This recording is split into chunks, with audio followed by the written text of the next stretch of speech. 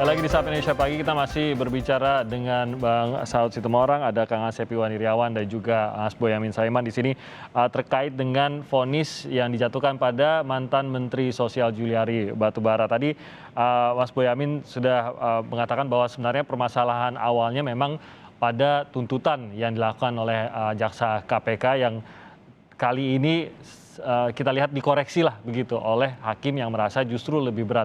Nah, saya mau tanyakan di sini untuk faktor yang meringankan dan faktor yang memberatkan. Sebenarnya untuk mendapat padanannya itu seperti apa? Maksud saya meringankan itu misalkan di sini kan kita melihat cacian masyarakat menjadi hal yang meringankan. Nah, ini seberapa besar sebenarnya bisa dianggap meringankan? Apalagi kalau dibandingkan dengan faktor pemberatnya di sini adalah di tengah kondisi COVID-19, dan juga tentu saja apalagi kalau melihat ini adalah sebuah kerugian negara, apakah sebanding gitu antara yang meringankan dengan yang memberatkan ini dan seharusnya bagaimana Mas Boyamin? Iya, kan dalam konteks memberatkan itu kan jelas dia tertutup gitu. Nah, seperti konsep justice kolaborator itu ketika dia diberi apalah imbalan, itu karena dia memang membuka yang lain dan membuka yang lebih besar. Jadi mestinya konsep meringankan itu ya satu itu aja ketika dia buka-bukaan. Gitu. Lain itu udah nggak usah lah disebut misalnya dia masih muda, dia kepala keluarga, belum pernah dihukum, itu ya itu membedakan residivis. Kalau residivis kan juga pasti dibuat pasal pemberatannya dia residivis nantinya. Kalau memang belum residivis ya juga nggak usah kemudian dikatakan belum pernah dihukum gitu loh. Jadi itu konsep pasal yang didakwakan itu kan selalu biasanya memang kalau memang pasal berdiri sendiri ya itu otomatis dia memang belum pernah dihukum. Kalau dia pernah dihukum residivis pasti dikenai pasal pemberatan misalnya kan pemberatan macam-macam karena jabatan juga konsepnya itu kan lebih sepertiga misalnya dari orang biasa. Nah ini menteri juga otomatis jabatan yang sangat tinggi yang sebenarnya dari konsep korupsi itu aja mestinya dia juga diperberat dengan konsep sepertiga ditambah sepertiga karena dia seorang pejabat yang tinggi. Jadi nggak ada saya kira hal yang meringankan dalam konteks Juliari Batubara karena dia memang tertutup tidak mengakui perbuatannya selesai di situ mestinya dan tidak perlulah ditambah-tambah yang kadang-kadang normatif itu saya paling enggak. Makanya kemudian ketika ini diperbolehkan sesuatu yang kreasinya maka seperti Pinangki dikatakan dia seorang ibu ternyata dia juga tidak berbeda istilahnya berbeda dengan Angelina Sondakh. Angelina Sondakh masih lebih umur anaknya masih lebih muda baru 2 tahun saat itu dan dia single parent. Nah ini tidak dipertimbangkan. Ketika Pinangki dia punya suami, anaknya juga sudah lebih besar 4 tahun. Tapi ini tiba-tiba dimunculkan. Jadi apakah ini termasuk kemudian jadi suatu yang memang kreatif sehingga terpesona oleh media sosial butuh follower gitu, butuh sesuatu yang kemudian jangan-jangan ini hanya konsep yang kreatif yang sebenarnya untuk menarik perhatian masyarakat aja hal yang meringankan ini. Jadi ini yang saya berharap ini mulai ada penertiban lah dari Mahkamah Agung hal-hal yang memberatkan dan meringankan dan konsepnya jelas ketika Mahkamah Agung juga membuat ketentuan tentang justice kolaborator itu seperti apa lebih rinci dan itu mestinya itulah yang gambaran yang meringankan atau memberatkan itu tergambar di sana konsepsinya filosofinya begitu. Jadi jangan sampai nanti ada hal-hal yang lucu-lucu lagi deh nanti tiba-tiba ada yang meringankan karena dulu ketahuan sering sedekah terhadap fakir miskin misalnya begitu. Nanti ini kreatif yang baru lagi nanti karena pernah kan Fahmi yang berkaitan dengan menyuap Sukamiskin itu dikatakan karena dermawan.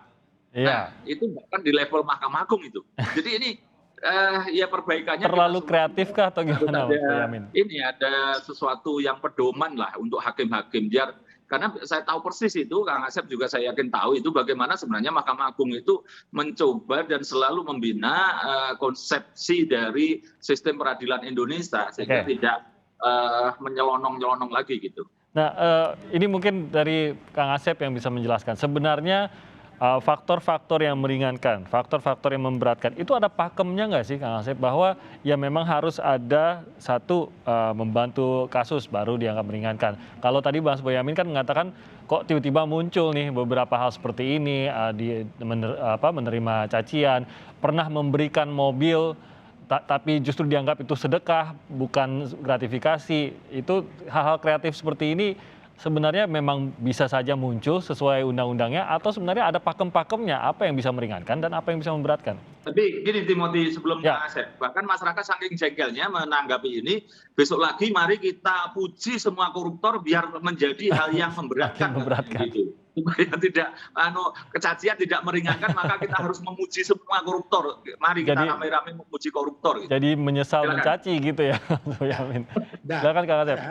jangankan jadi hakim, sebelum jadi hakim, jadi mahasiswa semester ngambil hukum acara, itu dosennya diajarkan. Ya, jadi 197 itu hakim harus berikan berat ringannya. Nah, berat ringannya itu diatur ya di How to do, What to do, buku coklat, buku 2 Mahkamah Agung, Tanah Jawa Rakernis. Wah, itu banyak lah ya, zaman dari mulai para ketua muda dari Adi Andoyo, Parman Suparman, Sapiudin ya sampai sekarang mungkin ya itu jelas. Kalau yang meringankan yang paling gampang itu satu kata tadi udah disebut oleh Pak Saud ya, menyesali. Nah, kalau menyesali hakim akan nih, nah tambahin sudah tua, masih muda diharapkan berlakukan baik. Hanya itu. Jadi kalau sekarang kreatif muncul di kasus Pinangki, di kasusnya tadi di LP Sukamiskin, di kasus ini itu kreatif mengkutip karena memang ya kita tahu lah soal tip-tipan itu kan kita hafal gitu kan. Nah, jadi sekali lagi dasar hukumnya sudah ada. Jadi kalau padahal hakim itu kan iuran apit, hakim dia nggak tahu hukum. Kalau hakim nggak tahu norma-norma itu kemudian berkreatif ya. Nah, itu yang perlu dipertanyakan, kok kreatif hal beratkan meringankan itu sudah ada patokannya. Nggak mungkin saya ngajari lah ya, tolonglah ya itu ada kok. Ada jadi sebenarnya ya. Persidangan yang dilihat sekali, bukan yang di luar persidangan, dan itu sudah ada aturannya, sudah ada pakemnya gitu. Jadi gimana? Kang Asep, kalau memang muncul kreativitas seperti ini, apalagi tanggapan dari masyarakatnya menjadi negatif, terutama terhadap dunia yudikatif kita lah begitu, atau ranah yudikatif kita ini kan terlihatnya jadi negatif begitu. Apakah seharusnya hal-hal seperti ini menjadi perhatian dari ya Komisi Yudisial gitu? Karena ya itu tadi kok muncul hal-hal di luar pakem yang tadi Kang Asep sebutkan sebenarnya sudah diatur juga dalam undang-undang, tapi muncullah kreativitas yang memberi nama negatif kepada dunia hukum kita. Saya udah nggak percaya sama Komisi Yudisial. Ya, ini teknis. Saya nggak percaya Komisi Yudisial. Perkara kemarin juga nggak berani. Padahal dulu Komisi Yudisial itu menyangkut hakim-hakim bermasalah, pra-peradilan Sarvin. Kemudian beberapa perkara kasusnya Antasari. Itu hakimnya dipanggil. Ya kasus kemarin yang diteriak-teriakin oleh Mas Bunyamin itu kan Komisi Yudisial normatif terus. Yang ngomongnya jubirnya ya, bukan komisioner. Jadi nggak ada keberanian. Sekali lagi, saya tidak percaya kalau Komisi Yudisial. Ya sekali lagi, karena apa? Komisinya tidak paham tentang teknis. Sekali lagi, kalau mereka paham teknis harus berani. Ini kemampuan teknis seorang hakim yang harus kita seorang hakim, profesional seorang hakim itu ditunjukkan di kode etik salah satunya. Salah satu kode etik hakim itu adalah profesional. Ya, kalau dia nggak profesional, Komisi Yudisial harus berani memanggil. Ini akan menjadi presiden dari kasus Pinangki, kasusnya LP Sukamiskin, kasus sekarang. Ya, ini kerjaannya Bunyamin sama saya, akhirnya cuma teriak-teriak. Mahasiswa pada ketawa-ketawa, akhirnya kan bercandaan terus. Nah, bercandaannya malah dikutip kan. Akhirnya kan logika berpikirnya hakimnya ketika memutus itu ada rasio disedendinya, mengkonstatasinya, mengkualifikasinya, itu ada aturannya. Nah, kalau nih aturannya tidak dilakukan, tadi berkreatif, sekarang memang saya lihat oknum penegak hukum tuh ya, jangankan ada undang-undang, jangankan nggak ada undang-undang aja kreatif, saya juga bingung. Bikin jurisprudensi apa enggak, tapi jangan kreatifnya, yang kreatif tadi main kutip, ya lah kutipnya gitu kan. Jadi kutip ini masalah yuridis, bicara nggak usah takut, harus bebas, lepas. Bila perlu ya tewas atau dilapas, pilihannya hanya itu. Korupsi. Ya, tapi kalau sekali lagi menimbang, memperingankan tadi kreatif tanpa proses justisial, itu bukan hakim namanya. Apa bedanya sama hakim garis yang tadi saya bilang, bukan ngangkat bendera, tapi ngelihat penonton yang lagi brutal. Oke, saya ke Bang Saud.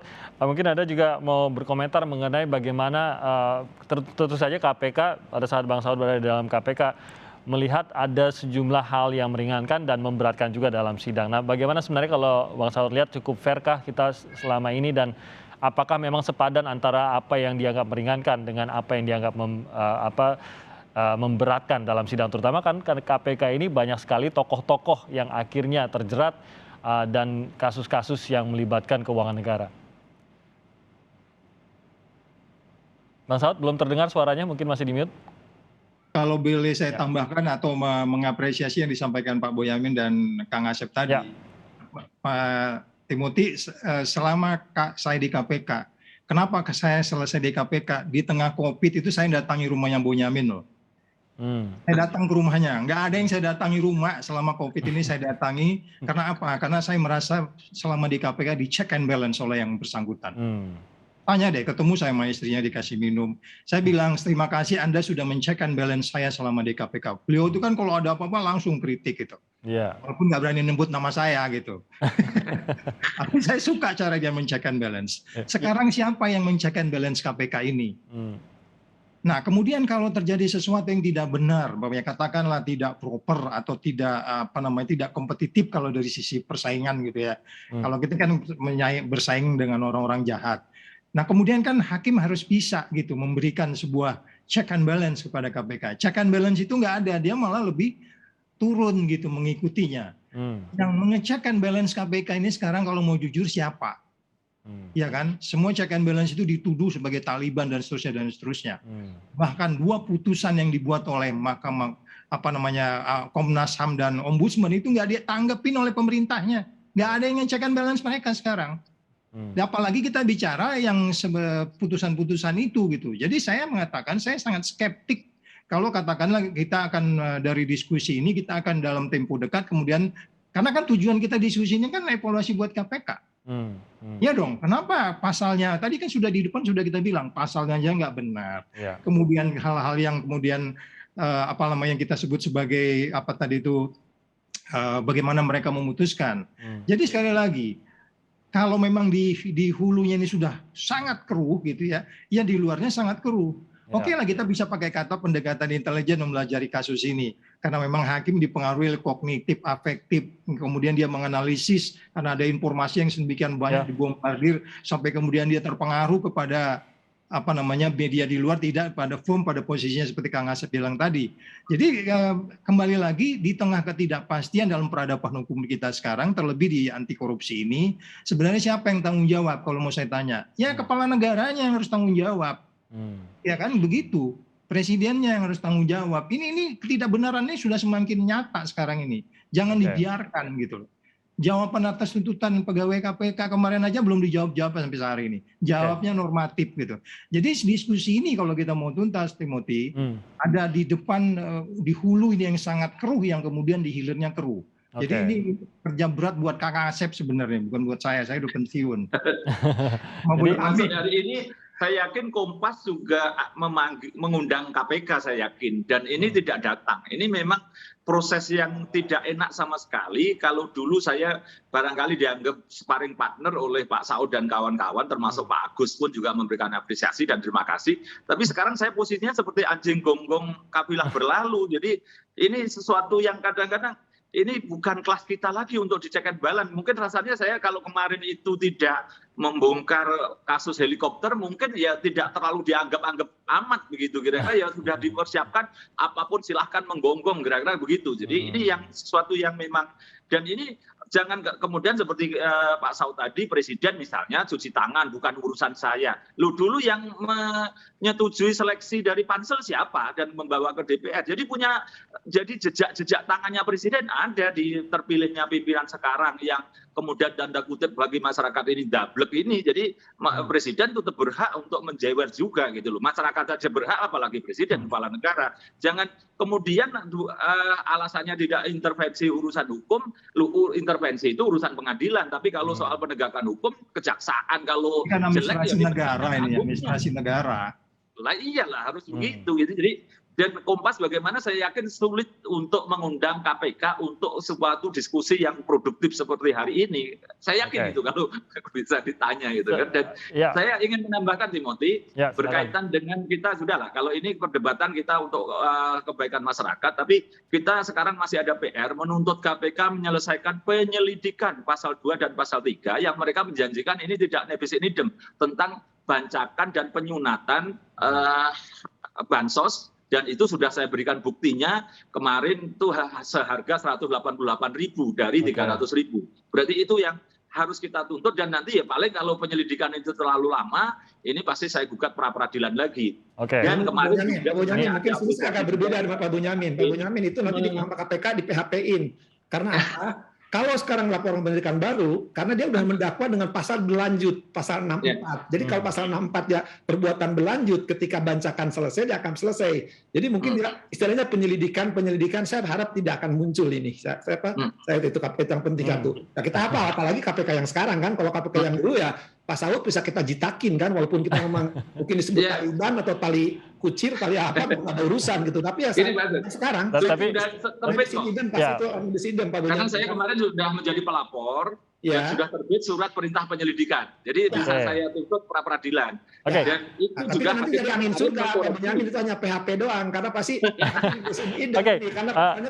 paling tidak kasusnya Mas Bonyamin. Karena kemarin dakwaan itu kan hilang politisi Senayan dan kemudian di dalam putusan disebut politisi Senayan. Itu harusnya KPK juga malu lagi itu. Iya, dua perusahaan besar itu kan ada kaitannya. Tapi kan kita tahu sendiri kaitannya tadi kekuatan-kekuatan besar yang mengikat mereka. Ya hutang budi, Pak Saud apalah saya memeriksanya kok. Setidaknya Mas Bonyamin, masyarakat mengetahui bahwa ada kasus tersebut dan Anda akan follow up kasus tersebut di KPK walaupun tadi seperti yang Anda nyatakan saat ini dibandingkan dengan sebelumnya, tahun-tahun sebelumnya lebih lelah sebenarnya berteriak kepada KPK. Tapi ya kita harapkan Mas Bonyamin terus masih semangat juga karena toh dari KPK, contohnya Bang Saud tadi mengatakan bahwa sebenarnya ini dibutuhkan. Check and balances ini tetap dibutuhkan oleh KPK di era siapapun. Nah, mungkin sebagai penutup, Kang Asep, saya ingin kepada pernyataan Anda tadi. Kalau kita mendengar keringanan disebabkan oleh adanya cacian masyarakat, jangan-jangan kalau Kang Asep yang jadi hakim, karena tadi Kang Asep sempat mengatakan kalau saya sih saya bebasin justru. Apakah lebih dicaci lagi kalau sampai hakimnya membebaskan? Tapi mungkin Kang Asep punya alasan. Ya, kalau saya kan prinsipnya fakta persidangan, masukkan ke kaidah hukum, karena tidak terbukti, saya tidak ada urusan dengan siapapun, apalagi saya tidak terima tekanan tahta, harta, wanita, dan sebagainya, ya biarin aja, peduli amat diperiksa, karena saya bicara hukum. Sebenarnya unsur tidak terbukti, saya bebaskan sekalian. Kalau ini soal pembiaran, soal pasal yang salah, tadi konsensus hukumnya salah, dibiarkan. Kemudian yang penting demi kebenaran material, gua hukum aja deh. Yang penting dia salah. Misalkan paling contoh, jelas dia merkosa, tapi didakwa dengan perbuatan cabul, yang penting gua hukum. Jangan, kita menegakkan hukum dengan cara-cara hukum yang beradab, bukan biadab. Ya, karena apa? Ini persoalan kebiadaban kan, ketidakberadaban, kemanusiaan yang harus beradab, akademika dan sosial. Kenapa harus ada pembiaran? Harus berani hakim itu peduli amat, karena konstruksi hukumnya salah. Bahkan yang paling gampang sebenarnya menyatakan tuntutan jaksa umum tidak dapat diterima, sehingga perkara bisa diajukan lagi, supaya nanti belajar lagi dia menggunakan pasal. Saya khawatir kalau ini terus dilakukan, ya sekali lagi saya bicara hukum ya, nanti selalu dia akan mendakwa dengan pasal-pasal. Saya kira para penegak hukum di lapangan tahu, tanya Bonyamin lah, itu bagaimana para hakim dikadalin oleh oknum jaksa gitu ya, sekali lagi. Tapi kita nggak bisa dikadalin, dong saya dinosaurus kok ya. Itu yang perlu dipahami. Kedua, nah ketika misalkan hakim membebaskan, ketika masyarakat mencerca, kenapa harus takut? Ya, karena dia bicara di atas hukum demi keadilan, karena bukan salah dia, salah bikin dakwaan, salah konstruksi. Ya, atau tadi saya bilang kalau memang mau nekat sekalian tuntut seumur hidup. Nah hakimnya kan tidak bisa nambah karena pasalnya dikunci maksimalnya seumur hidup. Jadi confirm dari situ permainannya. Tapi kalau sekarang seperti tapi sebelum lupa tadi jadi ketika Bonyamin saya sekarang Pak Saud di luar, ingat di Undang-Undang Tipikor itu pemberantasan tindak pidana korupsi tidak hanya proses penyidikan penuntutan, tapi keikutsertaan masyarakat. Jadi ketika Bonyamin saya Pak Saud sekarang teriak-teriak, itu bukan arti apalagi contempt of court, apalagi tidak, rasa cinta kami ke Republik ini. Tolong Pak Jokowi, bangsa ini sedang begini, tolong biarkan menteri-menteri itu gantilah sama mantri-mantri lah. biar sehat. Namanya Menteri Kesehatan kalau di kampung saya. Terima kasih atas diskusinya Kang Asep, Mas Boyamin, Bang Saud. Sudah bergabung pada pagi hari ini. Semoga sehat terus semuanya. Terima kasih. Amin. Semangat selalu Pak Saud, Pak Benyamin, teriak terus. Baik.